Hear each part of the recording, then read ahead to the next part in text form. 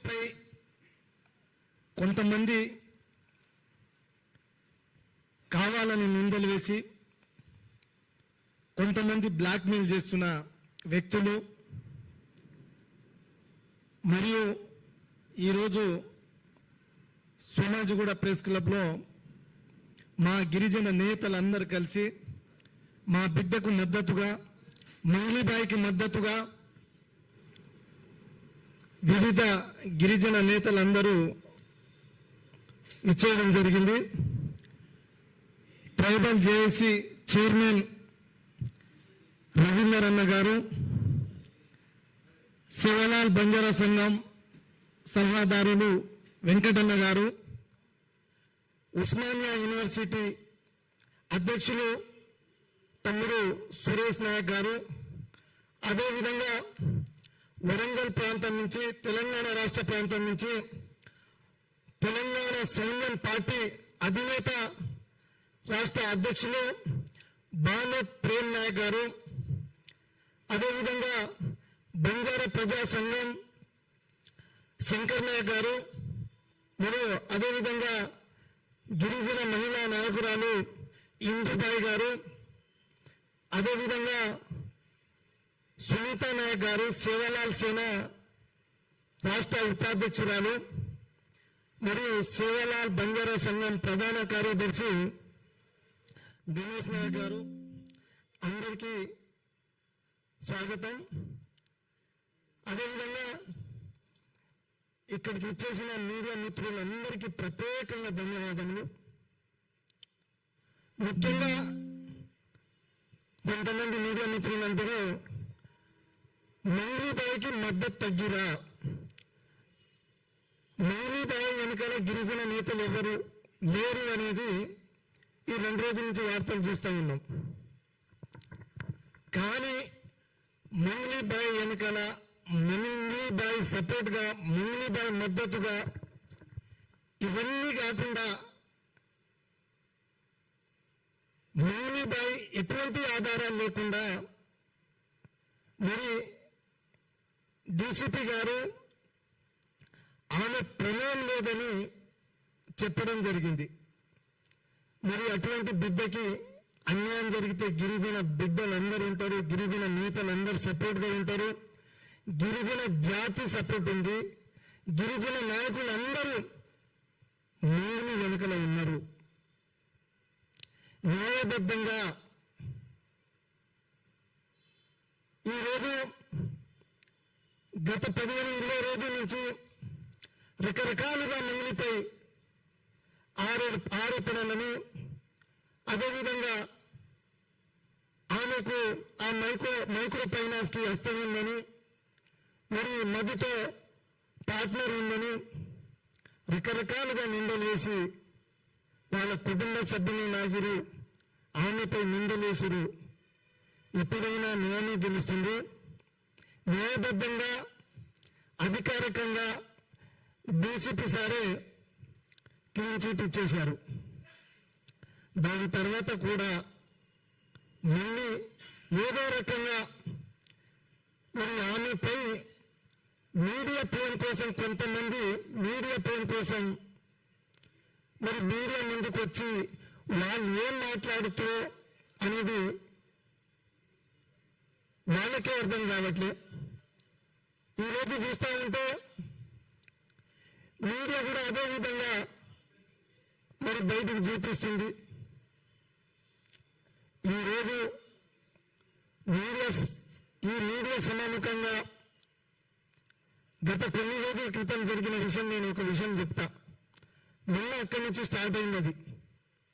నేను మొదట్లోనే ఇదే ప్రెస్ క్లబ్లో కొన్ని ఛానల్ పేరు అంటే ఒక 2-3 ఛానల్ పేరు చెప్పిన. మరి ఈరోజు మళ్ళీ చెప్తున్నా. నేను ఆ రోజు చెప్పిన తర్వాత మరుసటి రోజుకే నాకు ఒక గిరిజన నేత నుండి మన తొలి వెలుగు ఛానల్ రఘు ఫోన్ చేయించి వారి యొక్క మీడియా స్టూడియో నుండి ఒక గిరిజన అబ్బాయితో కానీ గిరిజన నేతలతో కానీ నాకు ఫోన్ చేయించి బెదిరించడం జరిగింది. మళ్ళీ అక్కడి నుంచి మొదలైంది. ఆ రోజు నా దగ్గర ఎవిడెన్స్ ఉంది. మన తొలి వెలుగు రఘు ఛానల్ స్టూడియోకి సంపత్ మరియు అశోక్ రాథోడ్ వీళ్ళిద్దరు ఉండడం జరిగింది. 9:30 ఎగ్జాక్ట్లీ 9:30కు ఫోన్ చేయడం జరిగింది. బ్రదర్, నువ్వు రఘు ఛానల్ పేరు చెప్పడం కరెక్ట్ కాదు, నువ్వు రఘు పేరు చెప్పడం కరెక్ట్ కాదు, బాగుండదన్నారు. ఆడ నేను ఒక ఓడి వాడాను. వ్యక్తిగతంగా రఘుని నేను దూషించడానికి వాడాను. నా చుట్టాల, నా భావన, నా బామర్దిన అనే ఓడి వాడాను. అదే వాళ్ళు రఘుతోటి మరి సంపత్ రాథోడ్, అశోక్ రాథోడ్ మరి ఆ రోజు ఏం చెప్పినో తెలియదు. వెంటనే అక్కడి నుంచి నీ మాట వినలేదు, మీరెంత భయపెట్టినా భయపడలేదు నీతులు అన్నా. కానీ అశోక్ రాథోడ్, సంపత్ రాథోడ్ ఇద్దరు కలిసి ఎక్కడికి వెళ్ళారు? సినిమా ఇండస్ట్రియల్ అసోసియేషన్ ఆయన మన మందిని బ్యాన్ చేయాలి అని మీకు ఒక ఫిర్యాదు ఉంది, మన మీడియా వస్తుంది, మిగతా మీడియా వాళ్ళని కూడా నేను బిగిస్తానని ఆ రోజు ఒక పేపర్ రాపించి వీళ్ళిద్దరిని పంపించడం జరిగింది. మన రఘు అంటే ఆ రోజు అశోక్ రాథోడ్ అన్నా నేను అనవసరంగా రఘు పేరు తెస్తున్నావు, మంగ్లీ ఎవరన్నా మంగ్లీకి మద్దతుగా ఎన్నుకుంటున్నావు, రఘు పేరు తేవద్దు బాగుండదని భయప్రాంతం చేసి నువ్వు వెంటనే రఘుకు ఫోన్ చేసి నువ్వు సారీ చెప్పాలన్నాడు. నేను నెంబర్ పంపిస్తున్నా, అశోక్ రాథోడ్, సంపత్ ఇద్దరు నేను నెంబర్ పంపిస్తున్నా, రఘు నెంబర్ పంపిస్తా, వెంటనే నువ్వు సారీ చెప్పాను. నేనెందుకు సారీ చెప్తాను? ఆ రోజు మొదలు పెట్టింది మన తొలి వెలుగు రఘు, అదేవిధంగా సుమన్ టీవీ రోషన్. ఆ రోజు వాళ్ళు తప్పుడు వార్తలు చదివి తప్పుడు వీడియోలు చూపించి మొదలుపెట్టింది వాళ్ళు. ఇవన్నీ మరి రఘు చేస్తున్న కుల వివక్షతోటి వీళ్ళ మధ్యన వీళ్ళని పెట్టుకొని మరి అశోక్ రాథోడ్ని, సంపత్ని వీరు పోయి ఆ సినీ ఇండస్ట్రీలో మంగ్లీని బహిష్కరించాలంట. వీళ్ళెవరు మంగ్లీని బహిష్కరించాలని చెప్పడానికి మళ్ళీ అంటారు మేము గిరిజన నేతలు. ఎవరు గిరిజన నేతలు? నువ్వు జనసేన పార్టీ నాయకుడు, స్పష్టంగా మీడియాలో చెప్పినావు. మంగ్లీపై వ్యక్తిగతంగా పార్టీ పరంగా నువ్వు కుట్రతోటే జనసేన పార్టీ నాయకుడిగా ఆడికెళ్ళావు. ఇంకొకడు అశోక్ రాథోడ్, వాడు బీజేపీ పార్టీ హుసేన్ నాయక్ అనుచరుడు, బీజేపీ పార్టీ నాయకుడుగా పోరుడు వెళ్ళాడు. అంటే మీరు పార్టీల పరంగా ఆంధ్రాలో 2019లో, ఏపీలో 2019లో ఒక గిరిజన యువతి సింగర్ మంగ్లీ వైఎస్ఆర్సీపీ పార్టీ ప్రచారానికి వెళ్ళింది ఒక కళాకారులుగా. మరి అవన్నీ ఆ రోజు మనసులో పెట్టుకొని ఈ రోజు జనసేన పార్టీ సంపత్ రాథోడ్ మరి పార్టీ పరంగా నువ్వు కుట్ర చేసి మా గిరిజన జాతిని అవమానిస్తున్నావు. నీ పార్టీ పరంగా మరి నువ్వు గిరిజన నేతని మళ్ళీ చెప్పుకుంటావు. ఆడిపోయి నువ్వు గిరిజన నేత అని నువ్వు గిరిజన పక్షాన కొట్లాడాలనుకుంటే దమ్ముంటే జనసేన పార్టీకి రాజీనామా చేసి ఇదే హైదరాబాద్ యూనివర్సిటీలో బిడ్డ గిరిజన నేతలు అందరూ ఉన్నారు, చర్చకు రా. దమ్ముంటే నువ్వు గిరిజన నేతల సమక్షంలో చర్చకు రా. నువ్వు అరుస్తుంటావు కదా, మంగ్లీ అని అరుస్తుంటావు కదా, అరిస్తే అబద్ధం నిజం కాదు. కానీ నువ్వు జనసేన పార్టీ పక్షాన కొట్లాడుతున్నావు. జనసేన పార్టీ ఆ రోజు వైఎస్ఆర్సీపీకి మళ్ళీ ప్రచారం చేసిందనే ఉద్దేశంతో పార్టీ పరంగా ఈరోజు కుట్ర చేస్తున్నావు. ఎవరా నువ్వెవరు? గిరిజన నేతవా? గిరిజన పక్షాన ఏం చేసినావు? గిరిజన మహిళ యువతి మంగ్లీబాయ్ ఈరోజు గిరిజన లంబాడి వేషం వేసుకొని ఇదే ప్రతి మీడియాలో మా భాషలో మాట్లాడిన సందర్భం ఉంది. జాతీయ స్థాయి లెవెల్లో, నేషనల్ లెవెల్లో మా బంజారాలకు గౌరవం తెచ్చిన అమ్మాయి అనవసరంగా నువ్వు ఈ రోజు కొంతమంది మీడియా వాళ్ళు అంటారు, మీడియా మిత్రులు మొన్నటి దాకా ఆ అమ్మాయిపై వేరే వాళ్ళు బురద చల్లిరు. అదే మరి హేమాకాంత్ రెడ్డి, మరి వేరే సుబ్బారావు అడ్వకేటు, మరి తమ్ముడు ఈరోజు చూస్తే మీ గిరిజన నేత సంపత్ కదా, అశోక్ రాథోడ్ కదా. అంటే అయ్యా వీళ్ళు మా గిరిజన నేతలు గారు, వీళ్ళకి ఎటువంటి సంఘం లేదు, ఆ ఉస్మానియా యూనివర్సిటీతో అస్సలు సంబంధం లేదు. బిడ్డ నీ చరిత్ర తీస్తే సంపత్ రాథోడ్ గుర్తుపెట్టుకో, నువ్వు పిహెచ్డి స్టూడెంట్ అని స్కాలర్షిప్ తీసుకుంటున్నావు కదా, ఒక్కసారి సర్టిఫికెట్ చూసుకో బిడ్డ. అది బయటికి పెట్టాననుకో నువ్వు ఉండలేవు. ఈరోజు నువ్వు ప్రతి మీడియాలో ప్రతి చిన్న విషయానికి అరే ఒక అమ్మాయిని తీసుకొచ్చిండు. ఆ అమ్మాయి ఎవరు? ప్రత్యూష.